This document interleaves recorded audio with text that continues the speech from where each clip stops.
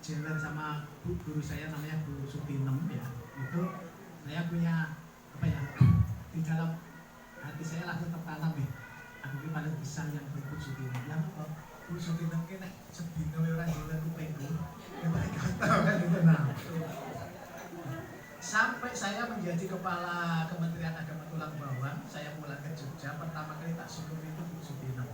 Ya Allah, jiliranku saya sudah bingung nah, karena saya tanya, Bu, jenengan kok setiap murid yang jenengan jalan kok ada berkah kelebihannya itu apa? Ternyata kekuatan guru saya itu bukan di fikihnya tetapi di tasawufnya. Akhirnya kemudian saya ngaji tasawuf dengan beliau. Nah, untuk menguasai hati anak itu ada ilmu namanya ilmu latifah. Sudah ilmu tasawuf ya. Yang dulu tasawufnya yang ngajar itu Bu Marlihah kalau di Lampung, dapat nilai D itu pun dapat nilai D atau nilai C karena bawa jeruk ke tempat beliau ya. Atau sudah berkali-kali akhirnya lulus dengan kasihan, yang pasti nggak senang dengan ilmu tasawuf. Nah, pertama latifah itu ada 4 untuk urusan dunia, 3 untuk urusan akhirat. Ya. Pertama latifatul sirri, bisa mengetahui apa yang dirahasiakan oleh anak-anak itu.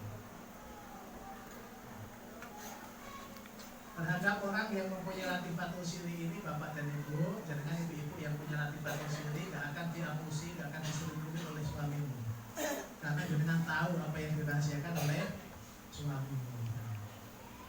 Kemudian yang kedua latifatul qalbi, ya, bisa mengetahui apa yang tersimpan di dalam hati.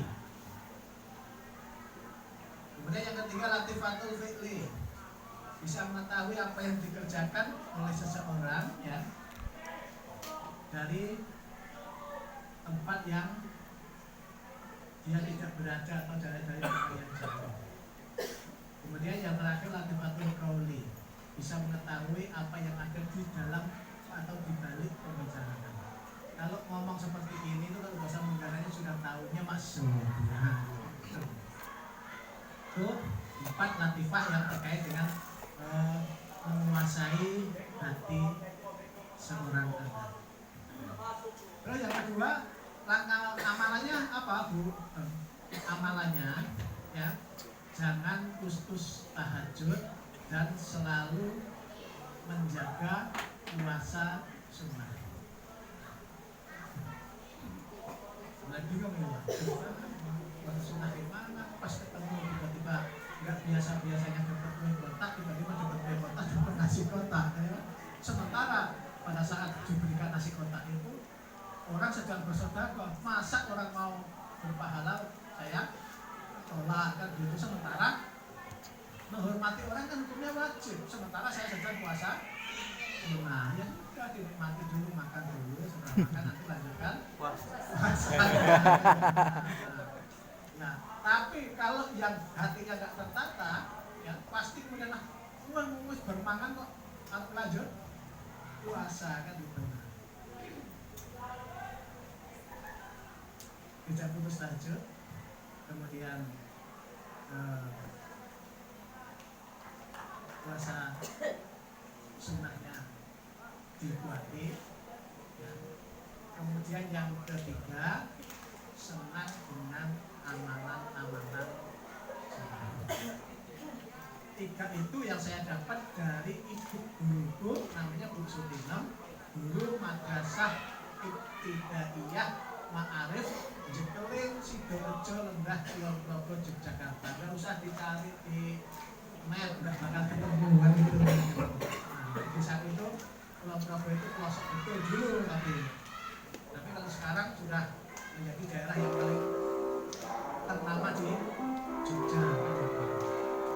Orang sekarang kalau ke Jogja kok nggak perlu di Kulon Progo, berarti duitnya tipis. Pasti naiknya putra remaja atau gini-gini. Kalau naik Lion Air atau Super Airjet atau Batik Air pasti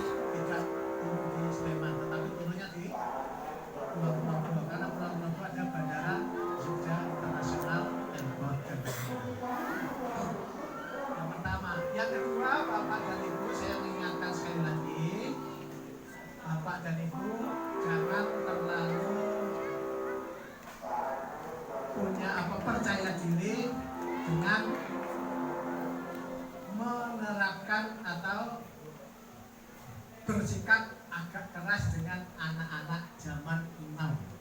Ya. Karena anak-anak zaman now itu dunianya adalah dunia digital yang sedikit-sedikit menjadi viral. Kalau sudah viral itu yang menghakimi orang yang nggak ngerti urusan. Kalau sudah orang yang nggak ngerti urusan, ya itu nanti akan terframing.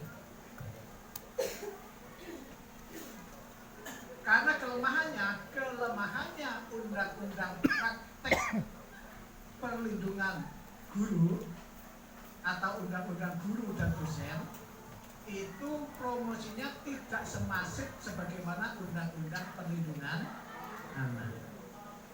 Undang-undang perlindungan anak luar biasa masifnya. Nah, karena masifnya promosi itulah sehingga banyak orang tua sekarang yang termakan iklan. Disenggol katanya disentek ngomongnya digampar. Padahal istilah-istilah itu ya kan beda makna, beda stigma. Karena itu carilah diksi yang paling baik. Untuk menciptakan diksi yang paling baik, memang framing yang paling tepat adalah melalui dunia maya. Karena sekarang orang sekarang, bapak dan ibu sudah lebih banyak hidup di dunia maya daripada di dunia nyata. Ya. Saya selaku penanggung jawab dan pembina PAI tidak ingin ada guru PAI yang mendapatkan framing terkait dengan kekerasan kepada anak.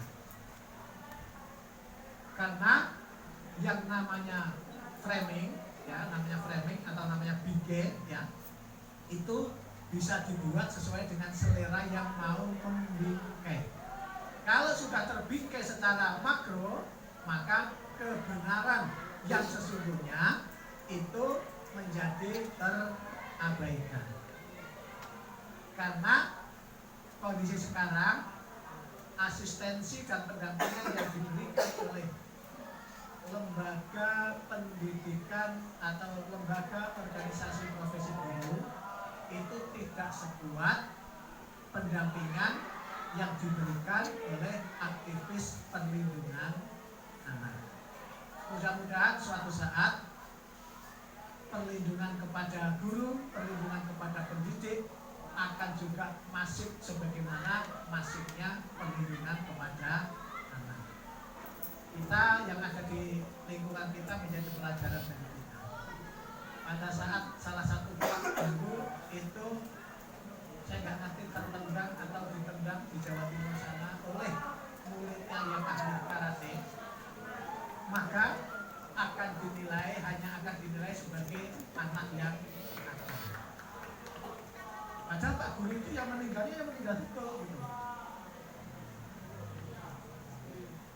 Tapi framing yang terjadi adalah sekedar anak nakal. Pada saat disidangkan di vonis pun, vonisnya anak itu hanya akan 1/3 dari hukuman yang diterapkan kepada orang dewasa. Itu kuatnya pengaruh undang-undang perlindungan anak. Tapi kalau guru nyelentik saja, nyelentik itu gerakan gerakan jari yang mengarah kepada telinga.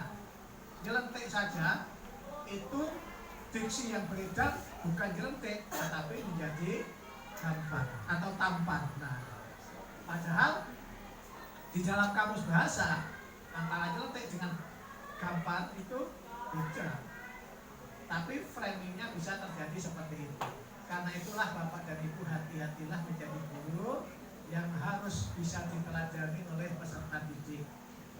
Kuatkan ilmu yang Bapak Ibu terima di kampus, pengalaman yang ada dipadu dengan ilmu tasawuf, dengan praktek tasawuf yang bisa menguasai anak dari aspek rahasia, dari aspek hatinya, dari aspek yang tersembunyi, dan dari aspek apa yang dibicarakan oleh anak. Wah, ini tasawuf tingkat tinggi nih Pak. Kalau di pondok zikir latifah ini